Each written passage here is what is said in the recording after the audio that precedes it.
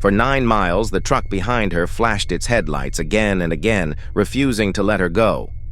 She thought he was a lunatic, a road rager, a drunk, a man who meant her harm. She was terrified of the man in the truck. She should have been terrified of the man in her back seat. This is one of the oldest warnings there is. Your parents may have told you a version of it, and like most of those stories, people assume it is just a story. It is not. It happened to a woman named Rachel on a dark highway on the worst night of her life. Rachel was driving home alone, late, on an empty stretch of 2-lane highway. It was past midnight. There was no moon, the kind of dark, out past the last streetlight where your headlights are the only thing in the world and the road just keeps unrolling out of the black. She had stopped for gas once at a small station an hour back. She remembered it because the lot had been empty and badly lit, and she had felt, the way you sometimes do, watched. She had filled the tank quickly, locked the doors, and pulled back onto the highway. She did not check the back seat. Almost no one ever does. She had been driving for maybe 20 minutes when the truck appeared behind her. Headlights, far back at first, then closer. A big pickup, riding up on her bumper, and then it flashed its high beams. Once, bright, blinding, filling her mirrors. And then again. She did what any of us would do. She sped up. The truck sped up. She slowed down, hoping he would pass. He did not pass. He stayed right behind her, and every 30 seconds or so, he flashed his lights again, on and off, lighting up the inside of her car like a strobe. She was frightened now, and angry. She locked her doors, which were already locked. She did not pull over. She kept her speed up and her eyes on the road, and she started looking desperately for any sign of a town, a light, a police car, anything at all. And the man behind her would not stop. Flashing his lights, riding her bumper, for 1 mile, 2, 5. She was crying now, certain that the moment she stopped, this man would drag her out of her car on an empty road in the dark. She had never been so afraid of anyone in her life. What she did not know, what she could not have known, was that every time that truck flashed its lights, its high beams lit up the inside of her car. And in that half-second of light, the driver behind her could see what Rachel could not. A man, crouched down in her back seat, rising up, slowly, behind her head. The trucker had pulled in behind her at the gas station. He had seen a man, low and careful, slip into the back of her car while she paid.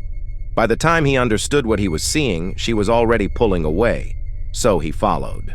And every time the man in the back seat sat up to make his move, the trucker flashed his lights and the man ducked back down. That was the whole terrible dance, for 9 miles. The man in the back seat would rise, the lights would flash, the man would duck. Rachel, sobbing, watching the truck in her mirror, never once thought to look at the seat directly behind her, where death was crouched in the dark, a foot from the back of her neck. Finally, ahead, she saw it.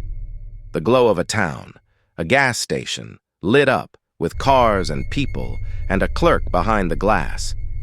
She did not slow down. She drove straight into that lot, slammed the car into park, threw open the door and ran for the light, screaming, certain the man in the truck was right behind her, and the truck came in right after her. The driver, a big man, leapt out, but he did not chase Rachel. He ran to her car. He threw open the back door, and he dragged out a man Rachel had never seen, who had been lying across her back seat, in the dark, the entire drive, with a knife. Rachel collapsed on the pavement. The clerk called the police, and the trucker, shaking, finally explained the thing she had been too terrified to understand. He had not been chasing her. He had been saving her, the only way he could, from 9 miles back, with the only tool he had. His headlights. The man in the back seat had done it before. He chose women alone at gas stations late at night. He slipped into their cars while they paid. And he waited for the dark, empty stretch of road, for the moment they were too far from help, to rise up behind them. Rachel was the one who got away, because a stranger in a truck refused to let her drive into the dark alone. She thinks about it every time she gets into her car now. The half-second of light. The shape she never saw. How close the back of her neck had been, for 9 miles, to a man with a knife. So here is the lesson, the one Rachel paid for, the one I am giving you for free. When you walk up to your car at night, in a dark lot, in an empty garage, before you open that door, look in the back seat. It takes 1 second, every single time. Look in the back, and if you are ever driving alone at night, and a car behind you starts flashing its lights, and your every instinct screams that this person is dangerous, that they are after you, consider just for one moment the possibility that they are not pointing at you at all, that they are pointing at something behind you. Because the most dangerous person on the road that night was not the stranger flashing his lights in the dark. It never is. The most dangerous person was the one already inside the car, the one she had locked the doors to keep out hours before, without ever once checking that he was not already in. Rachel survived. Many did not before the man was finally caught. Their stories do not have a trucker in them. They were alone, on a dark road with a locked car and a checked mirror, and a back seat they never thought to look at.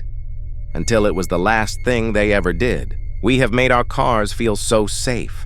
Locked doors, alarms, the warm little bubble of light and music as the world goes dark outside. We climb in and we lock the doors and we feel protected. And we almost never stop to ask the one question that matters. Protected from what is outside or sealed in with what is already there. So look, in the lot, in the garage, on the street, late at night with no one around. Before you open the door, look through the window at the back seat. It takes 1 second.